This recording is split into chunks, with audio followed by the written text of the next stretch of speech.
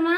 हम मंजू शर्मा अपना YouTube channel पर सबके स्वागत कर छी। नमस्ते, प्रणाम, सब दीदी भाईजी के प्रणाम, सब यूट्यूब फैमिली के प्रणाम, जते भैया दीदी चाची माई दीदी बहनी सबके प्रणाम। जते कोई गीत सुनब सबके प्रणाम। आज जते गोड़ा प्यार आशीर्वाद देव सबके प्रणाम। और हम दोनों देवरानी जेठानी जा रहल छी बहुत प्यारा से कजरी गीत गावा।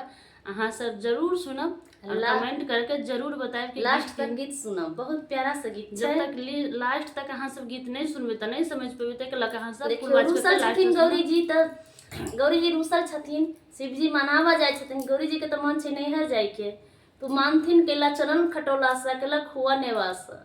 रूसल छथिन नैहरा। नैहरा त एहन चीजे छै कि नैहर जाय के लेल मन त बेताब रहे छै हरदम। रूसल गौरी के शिव जी मनावे सावन महीना ना। रूसल गौरी के शिव जी मनावे सावन महीना ना। सावन महीना ना, सावन महीना ना। रूसल गौरी के शिव जी मनावे सावन महीना ना। रूसल गौरी के शिव जी मनावे सावन महीना ना। सावन महीना ना, सावन महीना ना। अपने शिव जी भंगिया हटै छथिन, अपने शिव जी भंगिया घटै छथिन। गौरी लखुआया ने बना, गौरी लखुआया ने बना। रूसल गौरी के शिव जी मनावे सावन महीना ना। रूसल गौरी के शिव जी मनावे सावन महीना ना। हम नहीं खैबै शिव जी खुआया नेवा, हम नहीं भावै शिव जी खुआया नेवा। जयबै नैहरवा ना, हम जयबै नैहरवा ना। मोर याद अबै मोर माई, हम जयबै नैहरवा ना। मोर याद अबै मोर माई, हम जयबै नैहरवा ना।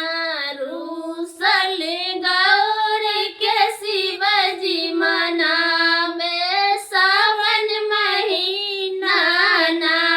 रूसल गौरी के शिव जी मनावे सावन महीना ना। सावन महीना ना, सावन महीना ना। रूसल गौरी के शिव जी मनावे सावन महीना ना।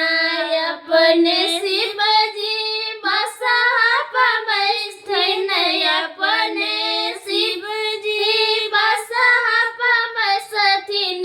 गौरी ला सोने के झूला ना, गौरी ला सोने के झूला ना। रूसल गौरी के शिव जी मनावे सावन महीना ना। रूसल गौरी के शिव जी मनावे सावन महीना ना। निको नहीं